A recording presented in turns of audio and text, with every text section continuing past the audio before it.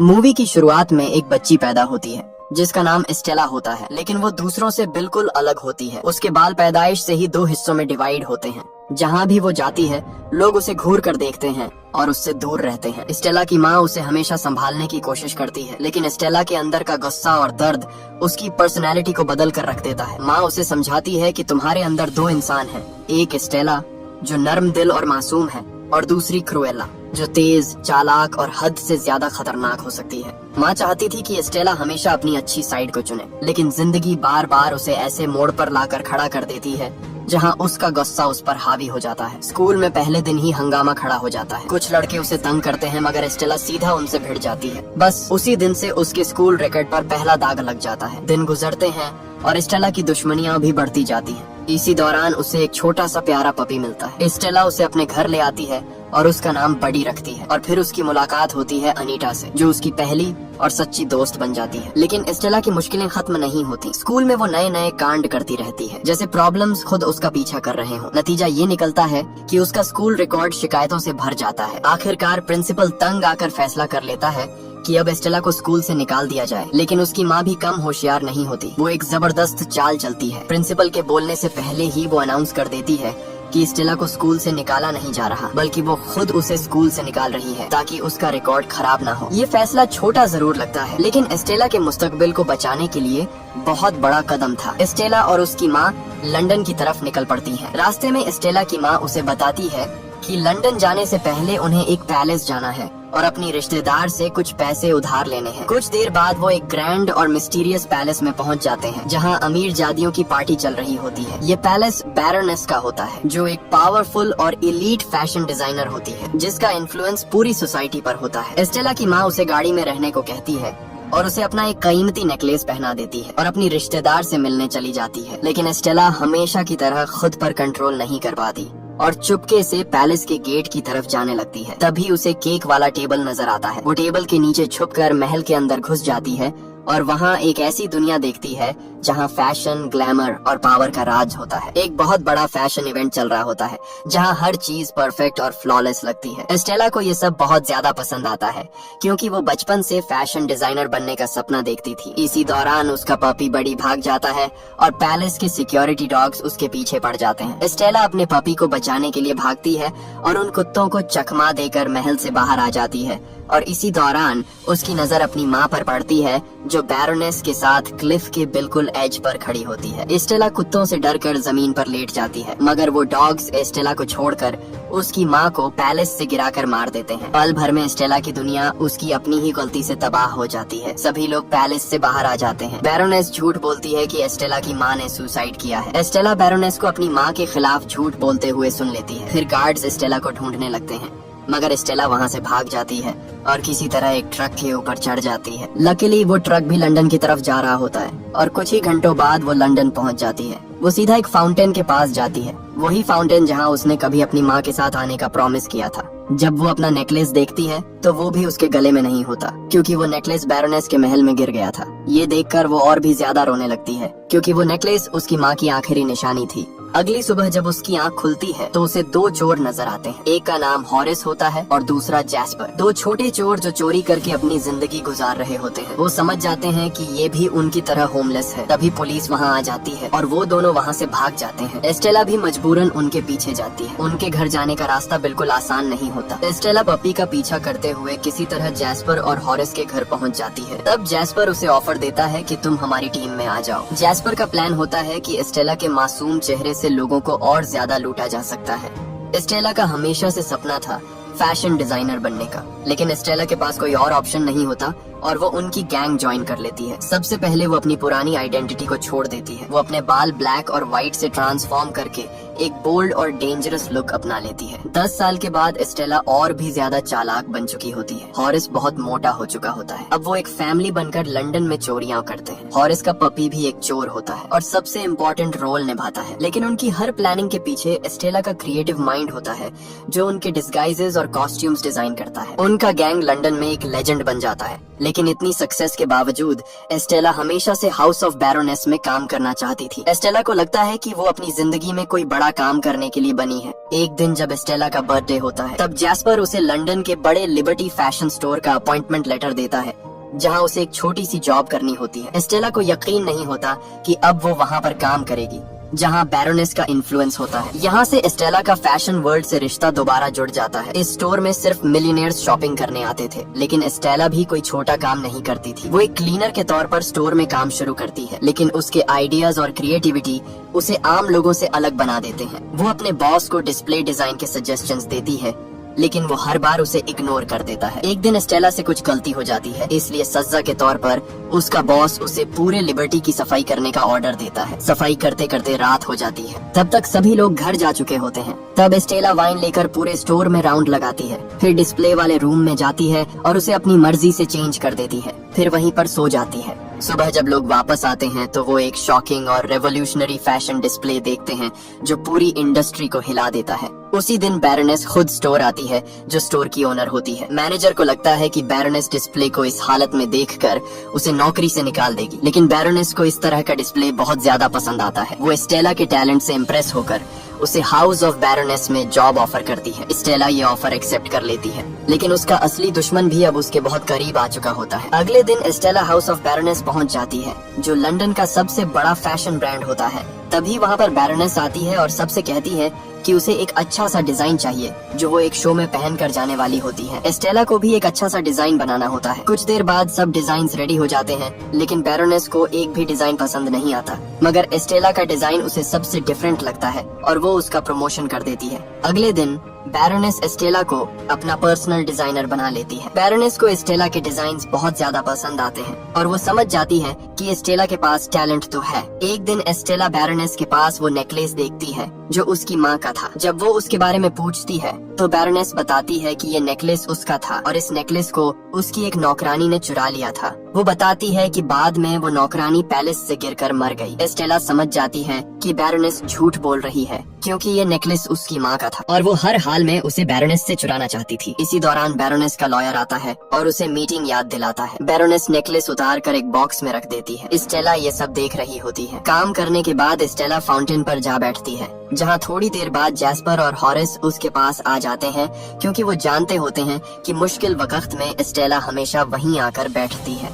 Stella उन्हें बताती है कि बैरोनेस वही औरत थी जो उसकी माँ से महल में बात कर रही थी। वो उन्हें बताती है कि पहले उसे पता नहीं था कि जिस पार्टी में वो गई थी वो बैरोनेस की अपनी पार्टी थी। इतना ही नहीं, बैरोनेस ने उसकी माँ पर चोरी का इल्जाम भी लगाया था।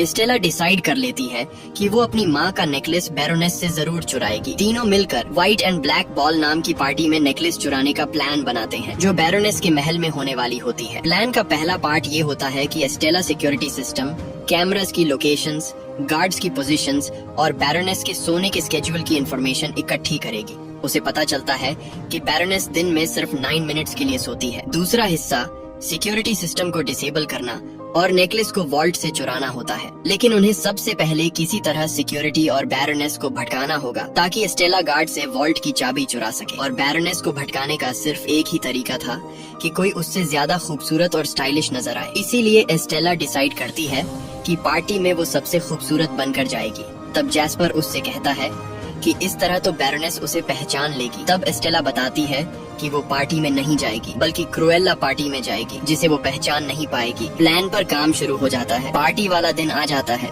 जैस्पर सीवर सिस्टम के जरिए सिक्योरिटी रूम तक पहुंचकर कैमरास को डिसेबल करने की कोशिश करता है। हॉरिस चूहों को कंट्रोल करने वाला आदमी बनकर पार्टी में घुस जाता है। सब कुछ उनके प्लान के मुताबिक हो रहा होता है। कुछ देर बाद बैरोनेस भी पार्टी में आ जाती है और उसके साथ सिक्योरिटी डॉग्स भी होते हैं। उसी लम्हे क्रुएल्ला भी पार्टी में जबरदस्त एंट्री मारती है और सबको हैरान कर देती है। सबकी नजरें उस पर जम जाती हैं। वो एक खास ड्रेस पहन कर आती है। जैसे ही वो अपने कपड़ों पर आग लगाती है, ऊपर वाली लेयर जलकर गिर जाती है और नीचे से एक शानदार ड्रेस सामने आ जाती है, जो पूरी पार्टी में सबसे खूबसूरत लग रही होती है। एक न्यूज़पेपर फोटोग्राफर उसकी तस्वीरें भी खींच लेती है। बैरोनेस जैसे ही देखती है कि किसी ने उससे बेहतर ड्रेस पहनी हुई है, वो फौरन गार्ड्स को ऑर्डर देती है कि क्रुएल्ला को पार्टी से निकाल दिया जाए, क्योंकि वो अपने से ज्यादा किसी को भी खूबसूरत ड्रेस में नहीं देख सकती। लेकिन इसी दौरान क्रुएल्ला एक गार्ड से बैरोनेस के वॉल्ट की चाबी चुरा लेती है और उसे हॉरिस की तरफ फेंक देती है, जो दूसरी मंजिल पर इसी मौके का इंतजार कर रहा था। वो किसी तरह नकली चूहों को मारता हुआ बैरोनेस पास के वॉल्ट तक पहुंच जाता है जो हाई सिक्योरिटी से लैस होता है। मगर हॉरेस किसी तरह वॉल्ट तक पहुंचकर जब उसे खोलता है तो उसके अंदर नेकलेस ही नहीं होता, क्योंकि वो नेकलेस बैरोनेस ने पहना होता है। जैस्पर सिक्योरिटी कैमरास को पूरी तरह डिसेबल नहीं कर पाता और हॉरेस रंगे हाथों पकड़ा जाता है। बैरोनेस के गार्ड्स क्रुएला को पार्टी से निकाल नहीं पाते, इसलिए बैरोनेस भी क्रुएला से इम्प्रेस हो जाती है और वो उसे निकालने की बजाय अपने पास बिठा लेती है और उससे सवाल करने लगती है कि वो पार्टी में क्यों आई है। क्रुएला उसका ध्यान अपनी तरफ रखती है ताकि जैस्पर कोई हल निकाल सके। दूसरी तरफ जैस्पर की नजर चूहों पर पड़ती है और उसके दिमाग में एक आइडिया आता है। जैस्पर वेटर का भेस बदलकर बैरोनेस के खाने में चूहे छोड़ देता है और उस खाने को बैरोनेस के पास ले जाता है। जैसे ही बैरोनेस चूहे देखती है वो चीख उठती है और पूरी पार्टी में शोर शराबा मच जाता है। हॉरेस गार्ड से बचकर भागता है लेकिन दूसरी मंजिल से केक पर गिर जाता है। केक टूट जाता है जिससे और भी ज्यादा हंगामा मच जाता है। इसी भगदड़ में क्रुएला बैरोनेस के गले से नेकलेस चुरा लेती है और उसे बडी की तरफ फेंक देती है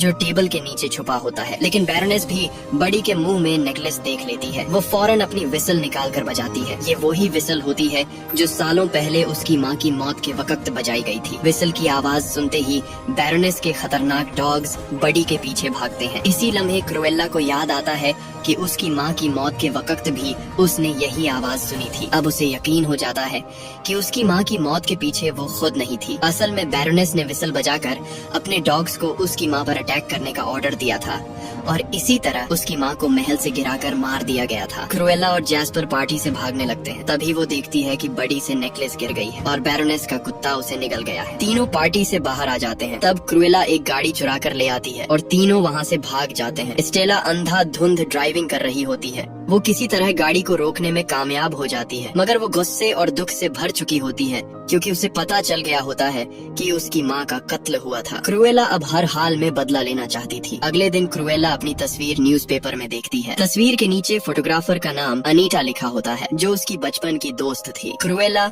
जैस्पर और हॉरेस को हुक्म देती है कि बैरोनेस के तीनों डॉग्स को किडनैप करना होगा क्योंकि उनमें से एक ने नेकलेस निगल लिया था। इसके बाद वो उन्हें अपना नया प्लान बताएगी जो बैरोनेस को बर्बाद करने के लिए होगा। दुख की बात ये होती है कि अब क्रुएला अपने दोस्तों को नौकर समझकर ऑर्डर दे रही होती है। दूसरी तरफ क्रुएला अनीटा से मिलने न्यूज ऑफिस जाती है और उससे कहती है कि आज से तुम मेरी सारी खबरें अपने न्यूज़पेपर में पब्लिश करोगी, क्योंकि वो फैशन की दुनिया में अपना अलग नाम बनाना चाहती है। इसके बाद स्टेला आर्टी नाम के एक आदमी के पास जाती है जिसके पास बैरोनेस के ड्रेसेस की सेकंड हैंड कलेक्शन होती है। स्टेला अक्सर उसके पास आती है। वो आर्टी को ऑफर देती है कि वो उसके प्लान में शामिल हो जाए क्योंकि वो फैशन को अच्छी तरह जानता होता है। आर्टी भी उसके साथ काम करने के लिए मान जाता है। दूसरी तरफ जैस्पर और हॉरेस बैरोनेस के डॉग्स का सैलून ढूंढ लेते हैं। हॉरेस का डॉग बैरोनेस के डॉग्स को अपने पीछे भगाता हुआ गाड़ी तक ले आता है और हॉरेस उन्हें अपनी गाड़ी में बंद कर देता है और वो दोनों वहाँ से भाग जाते हैं। स्टेला आर्टी को अपने हाइड आउट में ले आती है जहाँ वो दोनों बैरोनेस के डॉग्स को भी ला चुके होते हैं। क्रुएला सबको हुक्म देना शुरू कर देती है। उसका रवैया इतना बदल चुका होता है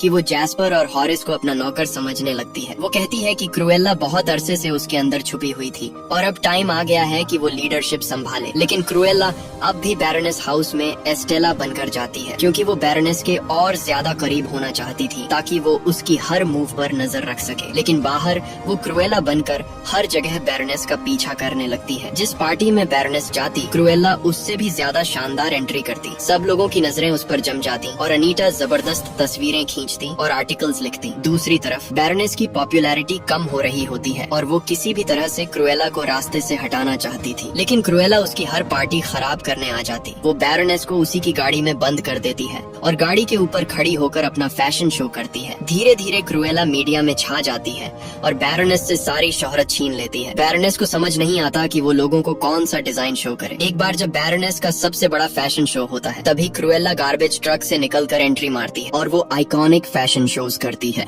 जहां वो लग्जूरियस लिबास पहनी होती है और सब लोग उसी की बात कर रहे होते हैं। जब स्टेला काम पर जाती है तो वो ब्रेक टाइम में अपने लिए एक डिजाइन बनाती है, लेकिन बैरोनेस ये सब सीसीटीवी कैमरास के जरिए देख रही होती है। वो स्टेला से उसका डिजाइन छीन लेती है। स्टेला का डिजाइन उसे इतना पसंद आता है कि वो उसे स्प्रिंग कलेक्शन के लिए सिग्नेचर पीस बना लेती है। अगले दिन हॉरेस डिलीवरी बॉय बनकर महंगा और स्पेशल डेकोरेशन पीस स्टेला के लिए लेकर आता है। ऊपर खड़ी बैरोनेस हॉरिस और स्टेला को गौर से देख रही होती है और उसे स्टेला पर थोड़ा सा शक होता है। स्टेला दिन रात एक करके अपने डिजाइन को डेकोरेट करती है और सबको उसका डिजाइन बहुत ज्यादा पसंद आता है। अगले दिन बैरोनेस सब डिजाइन्स को वॉल्ट में रखवा देती है। जब स्टेला उससे वजह पूछती है तो बैरोनेस उसे बताती है कि उसे डर है कि कहीं क्रूएला उसके डिजाइन्स चोरी ना कर ले। अपने हाइडआउट में क्रूएला को बैरोनेस के डॉग्स को देखकर उनकी स्किन के कलर्स की तरह एक डिजाइन बनाने का आइडिया आता है और वो एक और भी काम कर रही होती है। वो बैरोनेस के डॉग्स को भी ट्रेन कर रही होती है। तब जैस्पर उसके पास आता है और उससे कहता है कि तुम्हारा रवैया हमारे साथ बिल्कुल बदल गया है। स्टेला कहती है कि तुम मेरा साथ दो या ना दो, मुझे कोई फर्क नहीं पड़ता। वो जैस्पर की इंसल्ट करती है और उसे वहाँ से जाने को कहती है। खैर, अगले दिन स्प्रिंग कलेक्शन का सबसे बड़ा शो होता है। बैरोनेस को शक हो जाता है कि शायद स्टेला ही क्रूएला है। वो अपने असिस्टेंट जॉन को हुक्म देती है कि अगर स्टेला नजर आए तो उसे फौरन पकड़कर बंद कर दिया जाए। लेकिन उस दिन स्टेला शो में नहीं आती। फिर बैरोनेस को एक बुरी खबर मिलती है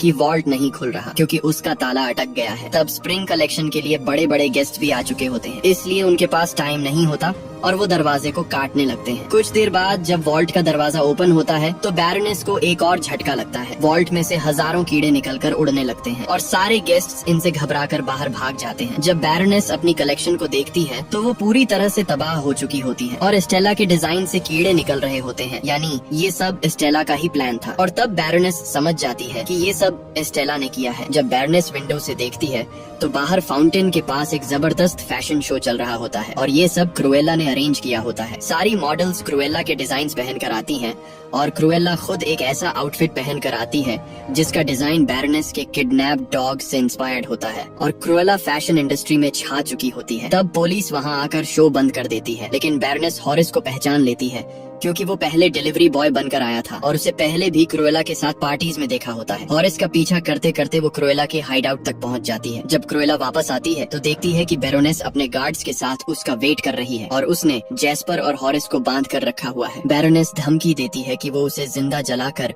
उसकी कहानी हमेशा के लिए खत्म कर देगी। बैरोनेस क्रूएला से कहती है कि वो उसकी मौत का इल्जाम जैस्पर और हॉरिस पर लगाएगी और वो जेल जाएंगे। फिर बैरोनेस के गार्ड्स क्रूएला को पकड़कर बांध देते हैं और फिर बैरोनेस पूरे हाइडआउट को आग लगा देती है। वो अपने डॉग्स निकाल लेती है और क्रूएला को कुर्सी से बंधा हुआ छोड़कर चली जाती है। आग तेजी से फैलने लगती है और क्रूएला बेहोश होने वाली होती है। बेहोश होने से पहले उसे लगता है कि कोई उसकी तरफ आ रहा है। उसी रात न्यूज़पेपर में क्रूएला की मौत की खबर छप जाती है। पूरी दुनिया समझ जाती है कि क्रूएला अब खत्म हो चुकी है और उनका पूरा हाइड आउट आग में तबाह हो जाता है। दूसरी तरफ क्रूएला अब भी जिंदा होती है। जब वो होश में आती है तो खुद को जॉन के घर पाती है जो बैरोनेस का असिस्टेंट होता है और जॉन ने ही उसे आग से बचाया था। जॉन उसे बताता है कि उसे आग के दरमियान उसकी नेकलेस मिली थी। जब जॉन नेकलेस खोलता है तो उसके अंदर एक छोटी सी की होती है। क्रूएला पूछती है कि ये की किस चीज की है। जॉन सामने रखे एक बॉक्स की तरफ इशारा करता है और कहता है कि ये की इस बॉक्स को खोलती है। जब क्रूएला बॉक्स खोलती है तो उसके अंदर बैरोनेस की बेटी का बर्थ सर्टिफिकेट होता है। क्रूएला हैरान रह जाती है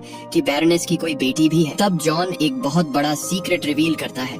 वो बताता है कि तुम खुद बैरोनेस की बेटी हो। जॉन बताता है कि बैरन एक बहुत अच्छा इंसान था, लेकिन बैरोनेस एक खुदगर्ज औरत थी। जब बैरोनेस को पता चला कि वो प्रेग्नेंट है तो उसे ये बात पसंद नहीं आई। जब बच्ची पैदा हुई तब बैरन दूसरे कंट्री में गया हुआ था। बैरोनेस ने जॉन को हुक्म दिया कि बच्ची को मार कर दफना दिया जाए और सबको बताया जाए कि वो पैदाइश के वक्त मर गई थी, लेकिन जॉन ऐसा नहीं कर सका। उसने बच्ची को बचा लिया और उसे उस नौकरानी के हवाले कर दिया जो बाद में एस्टेला की माँ बनी। इसी ने एस्टेला को अपनी बेटी की तरह पाला। जब बैरन को अपनी बेटी का पता चला तो वो इसी गम में चल बसा। इसके बाद बैरोनेस ने सारी जागीर पर कब्जा कर लिया। जॉन कहता है कि असल वारिस तुम हो। क्रूएला ये सब सुनकर शॉक में आ जाती है। वो जॉन के घर से निकल जाती है और एक बाइक पर फाउंटेन की तरफ जाने लगती है। वो बहुत ज्यादा दुखी होती है। वो फाउंटेन के पास पहुंच जाती है और अपनी माँ को याद करती है। वो कहती है कि इतने सालों बाद उसे पता चला कि वो बैरोनेस जैसी पागल और जालिम औरत की बेटी है, लेकिन वो प्रॉमिस करती है कि वो कभी बैरोनेस जैसी नहीं बनेगी। फिर वो डिसाइड करती है कि वो सब कुछ ठीक कर देगी और सबसे पहले अपने दोस्तों को जेल से निकालेगी। इधर बैरोनेस के पास एक पुलिस ऑफिसर आता है